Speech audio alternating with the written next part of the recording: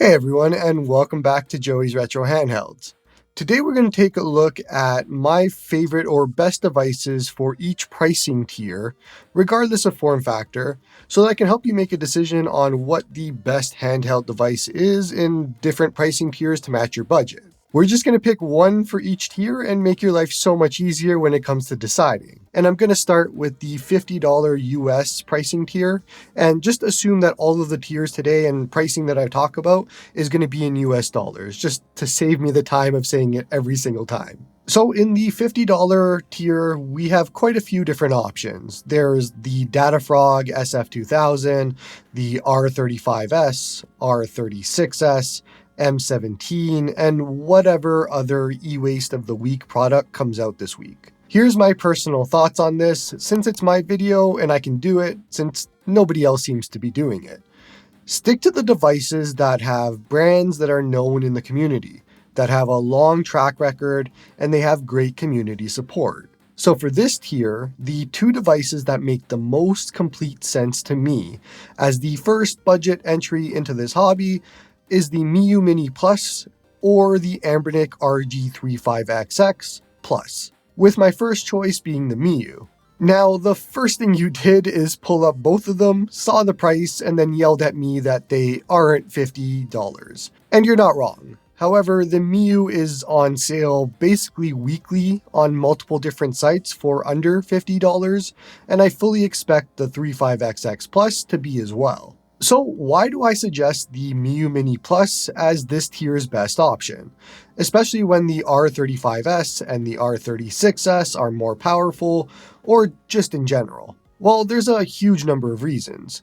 First, the community is massive for it. Any question that you have, somebody has asked it, and you can find it. Any mods that you want, same thing.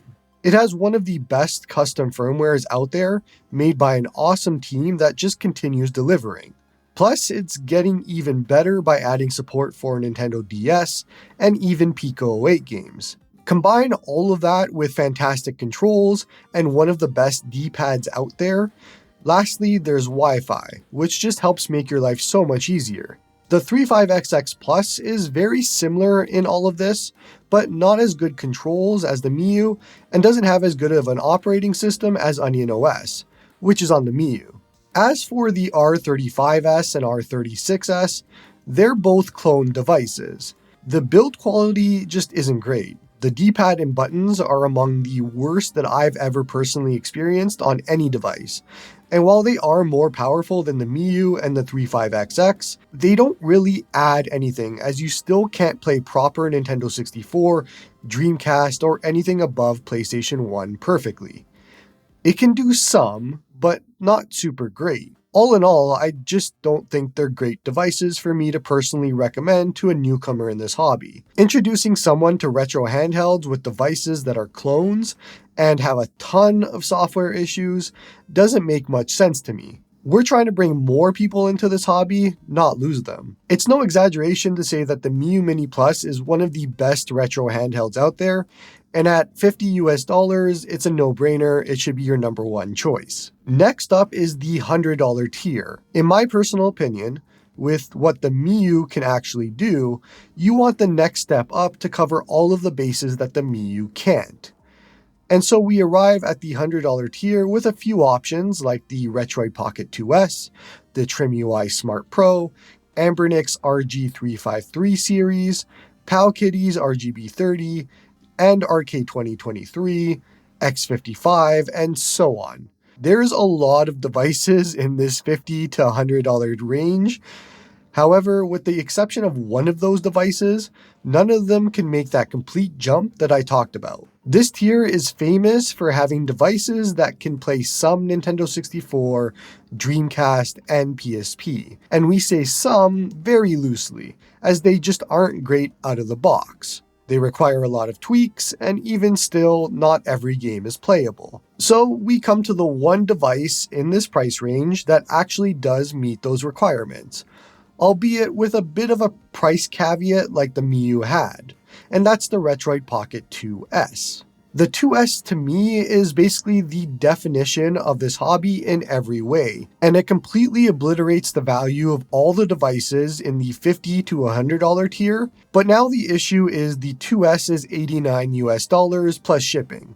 So it's just a few dollars more over the $100 tier, and it also isn't available everywhere at this price.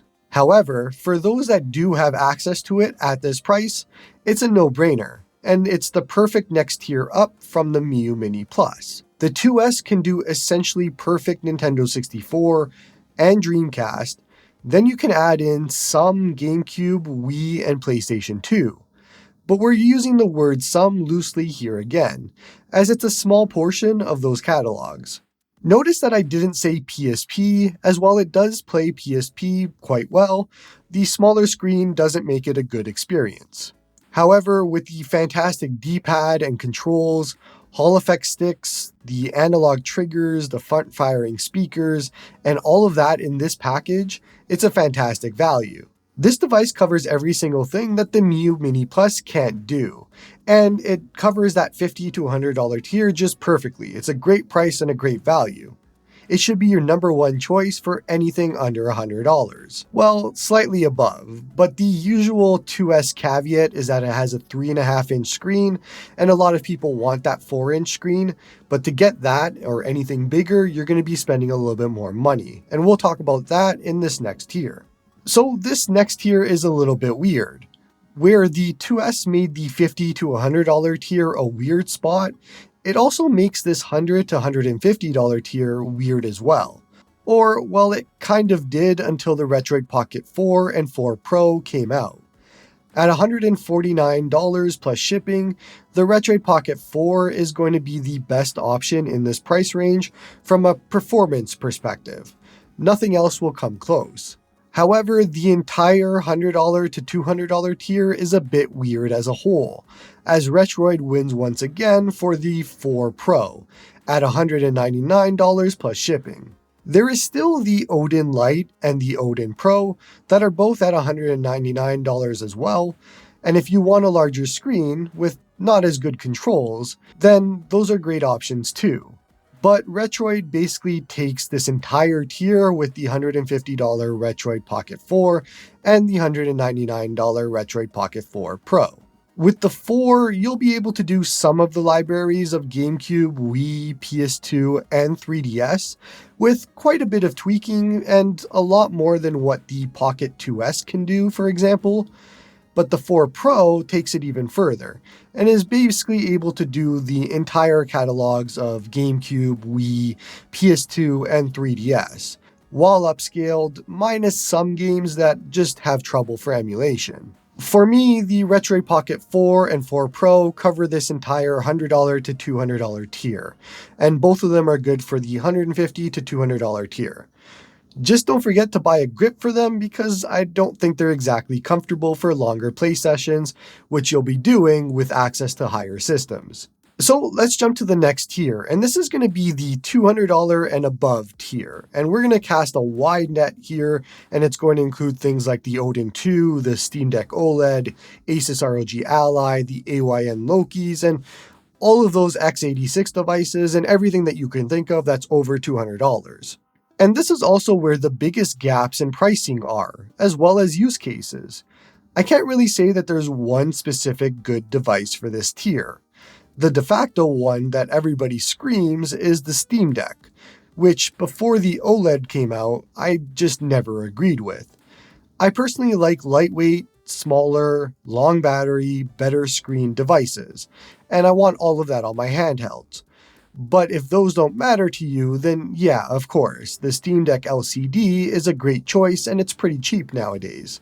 However, with the release of the Steam Deck OLED, it has definitely solved a lot of my gripes and I can go back to recommending the deck. But for me, I can only recommend the OLED model. I know people think that the differences between the LCD and OLED are small, but in my case, they were massive. It made the deck go from unusable to me to one of my favorites. The LCD's subpar screen, the loud fan noise, the weight, the battery life, and everything were corrected with the release of the OLED model. And so that's where I personally see value. The Deck OLED is a daily use handheld for me. I think that if you absolutely want and need a handheld that runs PC games and on the go, then yeah, the Steam Deck OLED or the Asus ROG Ally would be my two choices here. The ROG Ally has come down in price quite a bit, especially through Best Buy's used program, and the Steam Deck OLED, while being more expensive, is an awesome introduction to PC gaming. I don't personally think that any other Windows or Linux device comes close to these two from a total package perspective and value. Now, for those of you where neither of these devices match your needs, that's where I think the Odin 2 comes in. It's lightweight, it has a long battery life, can play up to Switch for emulation, but it lacks what Windows and Linux offers for flexibility of software as well as PC games. Now, I've talked about this at length before, but I personally believe that local streaming through Moonlight completely solves those issues, especially if you have a good gaming PC. But like I said before, we all have our own use cases here. So let's do a quick recap here. And I think I made it pretty easy because that was the whole purpose. It's just to narrow all of this down into what ends up being 7 different devices that you can just pick from and say, hey, you know what? I want that device and let's go. Instead of just being bombarded with so many different videos and devices and all of that just to make your life easy. And so in the first tier, we have the Miu Mini Plus at $50 US. The Miu Mini Plus is the perfect entryway into this hobby. You get a good idea of what custom firmware looks like and how easy it is and could be, and it's just the perfect entryway into everything that is retro gaming. Honestly, in my mind, everybody should own a Miu Mini Plus, but I'll leave that for a different video. In the second tier and the second device that I would recommend, it's the Retroid Pocket 2S at $100 US. The 2S is the perfect just buy one and let it do everything type of device. You just have a nice pocketable device that can do everything, including Nintendo 64 and Dreamcast, and all for $100, and it's just a great value. If you wanted to do more than what the Miu Mini Plus does, which is basically PlayStation 1, then you would jump into this tier and just be able to play all of your games nicely on a horizontal handheld that's also decently comfortable. In the third tier and the third and fourth devices that I would recommend, it's the Retroid Pocket 4 Base and the 4 Pro. I think in this tier, if you could spend a little bit more and grab that 4 Pro, it makes a lot more sense because you're kind of going from the 2S to the 4 Base and you're doing a little bit more of the GameCube and Wii and PS2 library. But it's not a huge jump. Whereas if you go from the 2S to the 4 Pro, it's a massive jump. And now suddenly most of the GameCube, Wii, and PS2 libraries are all fully playable. And that's a good jump to make. Just keep in mind that Switch emulation won't be good for this tier or anything under $200.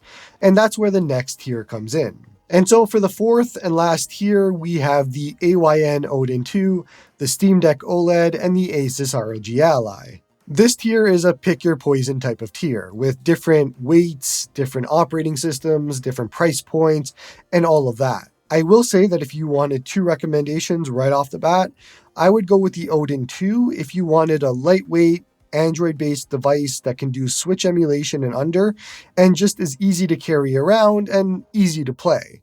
And then my second recommendation, if you wanted something that did a little bit more, so PC games, as well as just a lot more functionality, then you have the Steam Deck OLED. So those would be my 2 choices. That's going to be it for this one. Let me know in the comments below what you think, or what your choices might be for all of the different tiers that I laid out. This is going to be a divisive topic. There's a lot of different handhelds out there, and so I just want to make an easy video for people to just look at and say, I'm just going to stick to this list and make a decision from there. Don't forget to like and sub to help the channel grow, and hope you all have a good one.